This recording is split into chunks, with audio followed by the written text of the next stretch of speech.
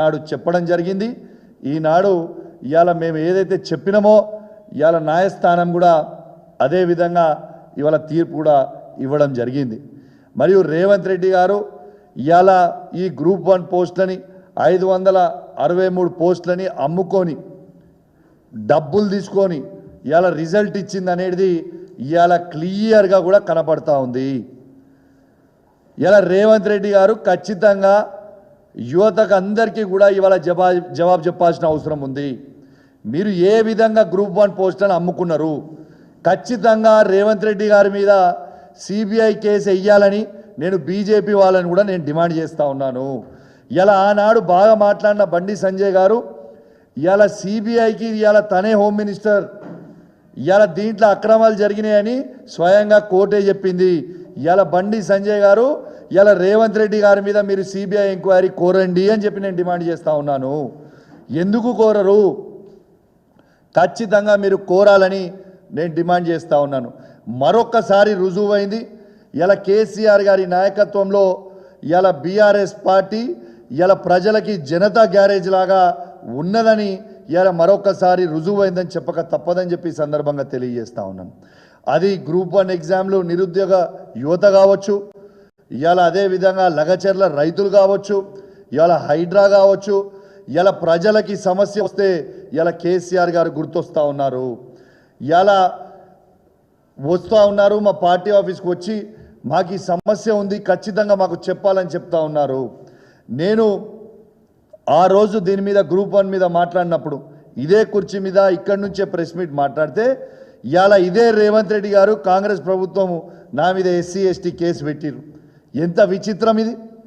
SC ST case పెట్టి విచిత్రం ఏంటంటే ఇవాళ పోలీసు వాళ్ళు భవన్కి వచ్చి సీన్ ఆఫ్ అఫెన్స్ ఎట్లయింది ఏమైందని అడిగే పరిస్థితికి వచ్చింది. వీళ్ళకి ఇట్లా పిచ్చి గిట్ల లేచిందా ఏమైందని అర్థం కాలే. ఆ రోజు మా భవన్ ఇన్ఛార్జ్ అయిన రావుల చంద్రశేఖర్ గారు ఆ రోజు ఫోన్ చేసి కమిషనర్ గారికి హైదరాబాద్ సిపి గారికి ఫోన్ చేసి అసలు ఏం చేస్తున్నా మీరు అసలు ప్రెస్ మీట్ మాట్లాడితే సీన్ ఆఫ్ మర్డర్ కేసు ఇది సీన్ ఆఫ్ అఫెన్స్ అని వచ్చుడు ఏంది అని ఆ రోజు మాట్లాడితే మళ్ళీ పోలీసు వాళ్ళు వాపసు పోయినరు. ఇలా రేవంత్ రెడ్డి గారు మీరు ఇట్లాంటి కేసులు పెడితే మీరేదో మా నోరు మూపియాలనుకుంటే నువ్వు కాదు నీ తాత తరం కూడా కాదు. ఖచ్చితంగా కేసీఆర్ గారి నాయకత్వంలో మేము ప్రజలకి తప్పు జరుగుతుంది అంటే ప్రశ్నిస్తూనే ఉంటాము. నువ్వు నీ కేసులు పెట్టి మమ్మల్ని ఇబ్బంది పెట్టి మా మీద నీ పైచాచిగా ఆనందం పొందుతుండొచ్చు నువ్వు, కానీ మాకేం ఫరక్ పడదు, కుచిబీ ఫరక్నే పడతా. కానీ ప్రజలకి ఇబ్బంది వస్తే మాత్రం తప్పకుండా మేము ప్రజల పక్షాన నిలబడతాం, గ్యారెంటీగా నిలబడతాం. ఇవాళ నిలబడతాం, వాళ్ళని ఆదుకుంటాం. మాకు కేసీఆర్ గారు నేర్పించిన సంస్కారం అది.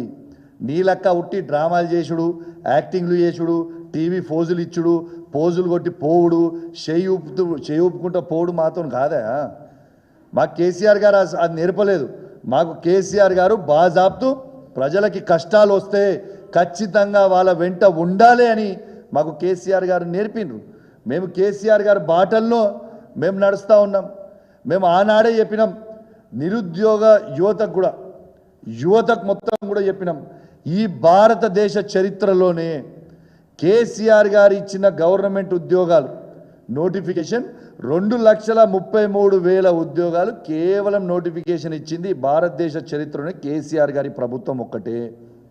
దాంట్లో మేము ప్రభుత్వం ఉన్నప్పుడు దాదాపు 1,60,000 ఉద్యోగాలు నింపినాం. ఇంకా 60,000 మందికి ఎగ్జామ్లు రాపించి రిజల్ట్ పెండింగ్ పెట్టినాం. అంటే 2,32,000 ఉద్యోగాలలో 2,20,000 ఉద్యోగాలు గవర్నమెంట్ ఉద్యోగాలు నింపింది కేసీఆర్ గారి ప్రభుత్వం అని మరొక్కసారి యువతకు గుర్తు చేస్తూ ఉన్నాను. అదేవిధంగా కేసీఆర్ గారి నాయకత్వంలో కేటీఆర్ గారు కూడా ప్రైవేట్ ఉద్యోగాలు ఈ తెలంగాణ రాష్ట్రంలో బెంగళూరుని కర్ణాటకని దాటేసి 10 లక్షల ఉద్యోగాలు ఇవాళ ఇచ్చింది కేసీఆర్ గారు అనేది కూడా ప్రైవేట్ ఉద్యోగాలు అనేది కూడా మీ అందరు కూడా గుర్తుపెట్టుకోవాలా. మేము ఆ రోజు అసెంబ్లీ సాక్షిగా ఆనాడు మేము ఎన్నోసార్లు సవాల్ విసిరినాం. ఇవాళ ఈ భారతదేశ చరిత్రలోనే ఏ ఒక్క రాష్ట్రంలో అయినా కాంగ్రెస్ పరిపాలిస్తున్న రాష్ట్రమైనా బీజేపీ పరిపాలిస్తున్న రాష్ట్రమైనా ఎక్కడైనా కూడా మా కేసీఆర్ గారి కంటే ఒక్క గవర్నమెంట్ ఉద్యోగం ఎక్కువ ఇచ్చినట్టు మీరు చూపిస్తే మేము రాజీనామా చేస్తామని అసెంబ్లీ సాక్షిగా ఆనాడు కేసీఆర్ గారి నాయకత్వంలో కేటీఆర్ గారు సవాల్ విసిరిండ్రు. ఎందుకో తోక ముడుచుకొని వేయరు, ఎవరు మాట్లాడలే. ఎందుకు మాట్లాడలే, ఎందుకు చూపిస్తలేరు అంటే ఎక్కడ కూడా లేవు. కేసీఆర్ గారు ఇచ్చింది తప్పితే ఎవరు ఇచ్చింది లేదు అనేది స్పష్టంగా ఇలా యువత కూడా అర్థం చేసుకోవాలని మీ అందరు కూడా విజ్ఞప్తి చేస్తూ ఉన్నాను. అదేవిధంగా ఇలా రేవంత్ రెడ్డి గారి ముఖం ఎక్కడ పెట్టుకుంటాడు, దీనికి జవాబు చెప్పాలి. ఇలా నువ్వు ఏదో ఆ రోజు పిలిచి మాట్లాడి మా మీద కేసులు పెట్టి, మా పిల్లల మీద కేసులు పెట్టి, మా వాళ్ళు మాట్లాడోళ్ళ మీద తీసుకుపోయి కొట్టుడు, నువ్వు ఎన్ని కొట్టినా ఎన్ని కేసులు పెట్టినా దీని మీద జవాబు చెప్పాల్సిన అవసరం రేవంత్ రెడ్డి గారు ఖచ్చితంగా ఉన్నది. ఇలా హైకోర్టే ఇలా తప్పుడు తడక, ఇలా తప్పుడు చేసినావు నువ్వు, ఇలా ఖచ్చితంగా రీవాల్యుయేషన్ అని చేయండి, లేకుంటే మళ్ళా ఎగ్జామే రీషెడ్యూల్ చేయండి 8 months లోపల అని స్వయంగా ఇలా హైకోర్టే చెప్పింది. ఎస్, నేను దీని గురించి 6 నెలల ముందే చెప్పిన, మళ్ళా చెప్తున్నా గట్టిగా చెప్తున్నా వినండి. ఇలా రేవంత్ రెడ్డి గారు కాంగ్రెస్ ప్రభుత్వం బరాబర్ Group 1 పోస్టులు అన్నీ కూడా అమ్ముకున్నది. వాళ్ళ దగ్గర డబ్బులు తీసుకున్నారు. రేవంత్ రెడ్డి గారు సీఎంఓ ఆఫీసే ఇలా డబ్బులు తీసుకొని వాళ్ళకి పోస్టులు ఇచ్చిండ్రు. దీనికి ఇంకొక ఉదాహరణ కూడా చెప్తా మీకు, ఎందుకు ఇంత ఖచ్చితంగా చెప్తున్నా అనేది మళ్ళొక్కసారి గుర్తు చేస్తా. కేసీఆర్ గారు Group 1 నోటిఫికేషన్ వేసిన రోజు 503 పోస్టులకు వేసి Group 1 నోటిఫికేషన్ వేసిన తర్వాత అదే కంటిన్యూ చేస్తే బాగుండు, కానీ వీళ్ళు అతి కకృతి కదా. దాంతో ఏం చేసిండు, దాన్ని 50 పోస్టులు పెంచి 563 అని పోస్టులు పెట్టి మళ్ళీ ఫ్రెష్గా అప్లికేషన్ పెట్టుకోవచ్చు, ఎవరు పడితే వాళ్ళు మళ్ళీ ఫ్రెష్గా రాయొచ్చు అనేది పెట్టి ఇలా పోస్టులు అమ్ముకున్న చరిత్ర ఇలా ఓటు నోటు దొంగ అయిన రేవంత్ రెడ్డిదే మరొకసారి అడ్డంగా దొరికిపోయిండు.